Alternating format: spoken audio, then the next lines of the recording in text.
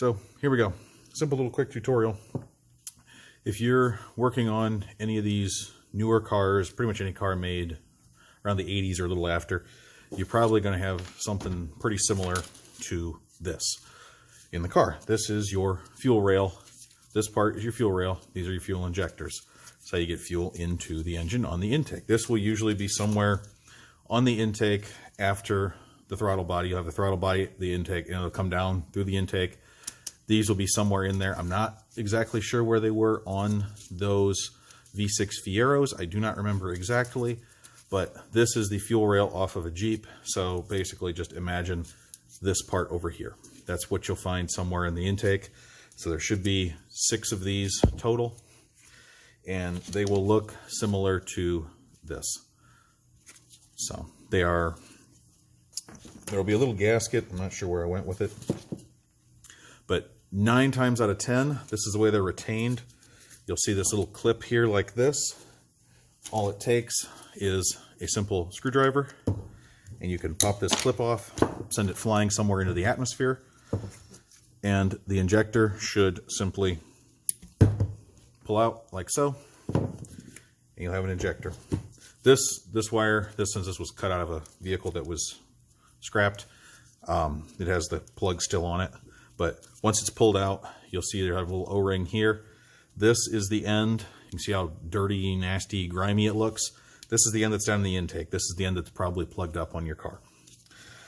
So all that happens is when these are bad or they get dirty, it's a simple matter of they just aren't squirting fuel into the engine anymore.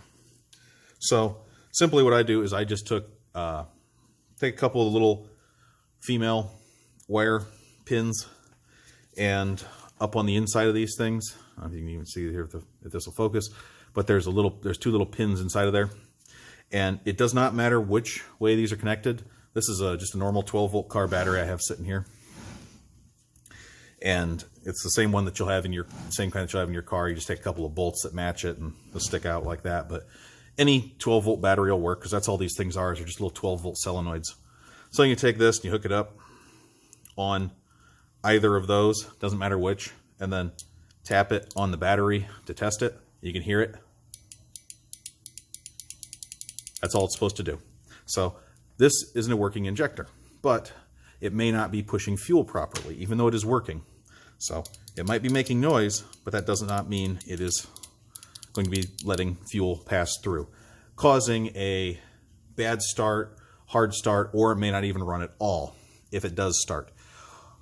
And what happens is most of the time you can diagnose an injector by a car that after it's set for a minute, you turn the key, the car will initially attempt to start.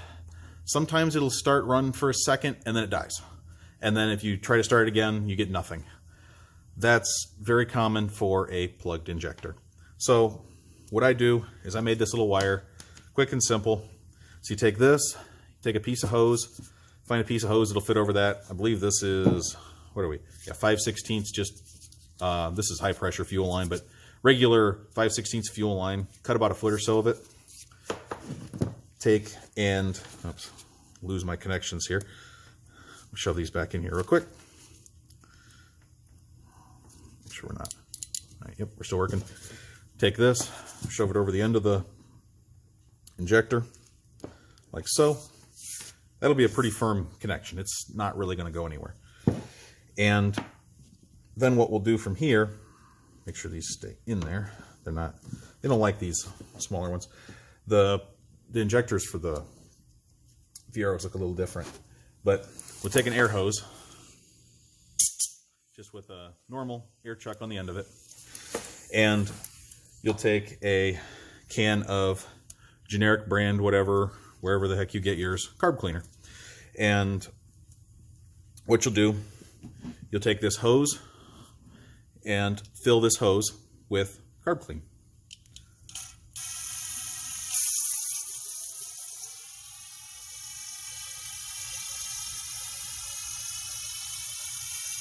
Obviously, for your own purposes, you're going to want to keep the this carb clean away from the spark on the battery. But for my demonstration purposes here, do as I say, not as I do. Sorry there, I didn't realize I actually had a limit on my time. My recording thing only records for apparently 2 minutes or 4 minutes or however long that just was. But like I was saying, fill this tube with carb clean. Stay away from your sparky source here. So odds are you probably won't get anything right off the bat. I'm going to take a little bit of paper towel here and put at the end of this thing. And now all you do is take some air pressure. I have one of these, it's got a little vent hole in the side. So I take it and I line it up and leave that vent hole sticking out just a touch. Put a little bit of pressure to it. Not enough that it blows out the end of it, but enough that there's some pressure in the tube.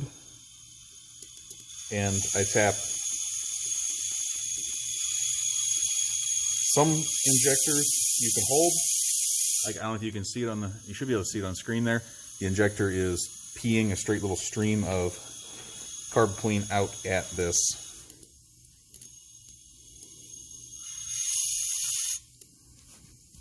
Out at the paper towel here.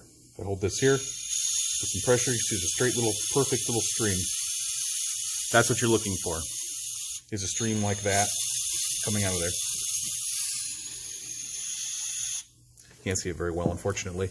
But what will happen when they plug up, you'll either get this really weird smoky mist looking like will come out of them. There's a couple different things. Basically, it won't look like a clean stream coming out.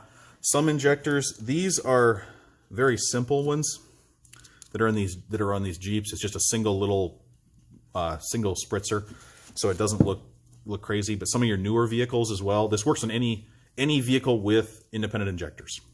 You can pull these injectors and do this. So do one more run here of carb clean. Fill that up. I've already just got this twisted around here, so this injector is held open. Some injectors do not do that. And then take the air hose. Stick the air hose in the end of this very, very gently. Give it some pressure. I'm going to try and hold this up so you can see it in camera. But see, it's already dripping, and then you see that stream come out of there, and it blows nice and clean. That's what you're looking for. Simple as that. And then now that injector's done, take that off of there, pull this off of here, and you have a clean injector. Just reassemble that back onto the rail, put the rail back in the car, and 90-some% chance it's going to work. I also take the carb clean and spritz a little bit around the actual injector itself. This towel's covered in it, and wipe the injector down so the injector looks good. You can also buy these little O-rings as well that go on these. You can buy those in kits. I'm pretty sure they sell them on Rock Auto. I know you can get them at your local auto parts stores. Majority of the parts for these Fieros are fairly accessible.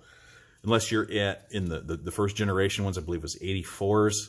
Finding brake calipers can be a real pain, but aside from that, the later model ones used a more generic parts, including these. So the older ones, if you have issues with the throttle body injection thing that's on them, you actually can rob those throttle bodies off of anything GM or Dodge, Chrysler, Plymouth, or General Motors, Chevy, Buick that used a 4-cylinder motor. They both used the same throttle bodies.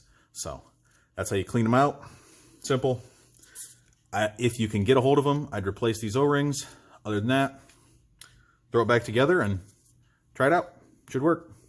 So that's a big one. Thank you. Hope that helped you out.